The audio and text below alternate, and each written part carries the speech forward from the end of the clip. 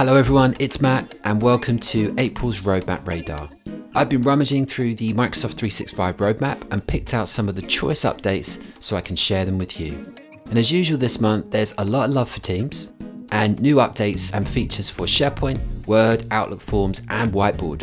So let's not waste any time and get into it. In last month's Radar, we talked about the new Insights app coming to Teams. The app rollout should be finished by the end of this month, and when it's there, you can get to it from the ellipsis on the left-hand rail. Updates are already starting to roll out, like the new homepage that helps you focus on your well-being. And then by June, we'll see other features like virtual commute, which will help you wrap up the end of your day, prepare for the next, and disconnect from work. There'll be a praise feature that will allow you to send kudos to your peers. And lastly, there's another feature that we don't know much about called Reflect. And there's even more updates planned for later this year, including the guided meditations from Headspace that Microsoft talked about at Ignite. Microsoft have been promising an update to improve the file sharing experience in Teams that will bring it into line with SharePoint and OneDrive and the other apps like Word. So this update was delayed, but when it does arrive, we'll see a share button and we'll be able to choose who to share with and what access they can have.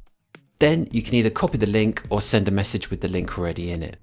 So this update is rolling out now and should be complete by the end of April. Scheduled Teams meetings will now have a recap feature. When a meeting has ended, just go back to the Teams calendar app and open the Teams meeting again. You'll see the attendance list, the meeting recording, and the transcript all in one place. This is especially useful for anyone who couldn't attend the meeting. This won't be available for meetings started in a channel. And this rollout should be complete by the end of April. Up until now, pressing the Meet Now button on the calendar app has started your meeting, but now it will also create a link that you can share in an email or chat. You'll also be able to configure the meeting options from a link too. This feature is rolling out to the Teams desktop apps and on the web in April.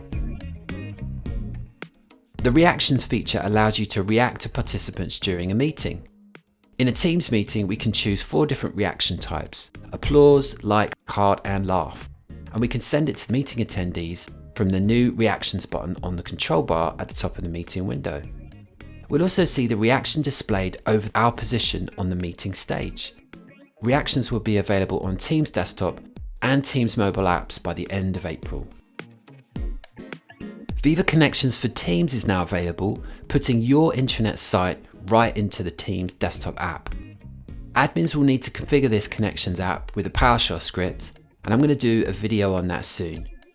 Then the icon that's pinned to the left-hand rail of Teams can be customized to show your own company or organization logo, and then you can use your SharePoint home site right out of Teams. A new option is coming to stop participants sharing their video during a meeting. Organizers and presenters will be able to turn off attendees' cameras just like they can with their mics. This can be set before or during the meeting for everyone at once from the usual meeting options page. And we'll be able to disable cameras for individuals during the meeting as well. This update is rolling out now and will be complete by the end of April. When choosing who can bypass the lobby, we can now select people in my organization.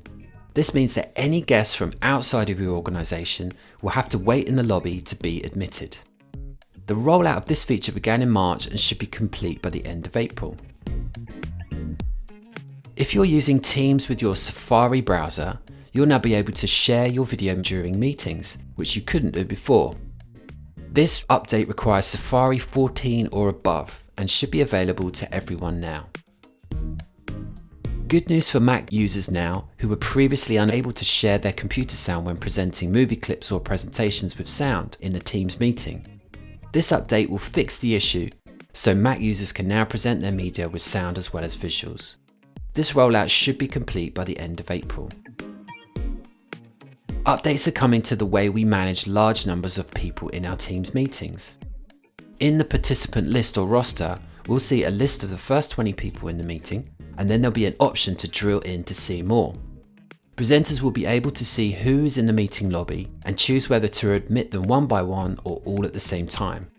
So this update is being rolled out to Teams desktop and on the web throughout April. New page analytics are being rolled into SharePoint. This is great for understanding what type of engagement we're getting from the pages and the news posts that we create. We'll see the number of viewers on all SharePoint pages and posts and how users interact with them. There'll be charts for viewers, views, and the average time spent per person. These updates should be available to everyone by the end of April. Someone asked me about this in the comments recently, so I thought I'd include it. The SharePoint app bar was promoted during the last Ignite and was going to add a common app toolbar, or what Microsoft called global navigation, to the left-hand side of SharePoint.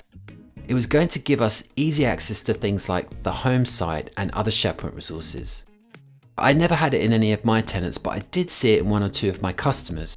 So it looks like it may have been rolled out to some and then recalled. Anyway, Microsoft say that they want to make changes to it before they release, but aren't sharing any new dates. A new commenting experience is being rolled out to Word for Windows. Now, when we comment on a Word document, we'll be able to add app mentions to get the attention of specific people. When people are mentioned in a comment now, they'll be alerted by email and can respond from there. And if you app mention someone who doesn't have access to the file already, it will prompt you to share it with them. There will be a comments button at the top right corner of Word that will let you switch on the comments panel. And eventually comments will work this way across all the Office apps like PowerPoint and Excel. This update is rolling out now and should be complete in June. Microsoft are adding a Meet Now feature to Outlook for Windows. We'll start to see the Meet Now button in the Outlook Calendar app, and pressing that will start a new Teams meeting. This feature is rolling out now. Also for Outlook, it's being updated so you can share emails with Teams channels. You'll see a Share to Teams button on the ribbon of every email, and that will share emails to people, channels, and groups in Teams. The email will appear in the post section of the channel or the chat app if you share it with an individual.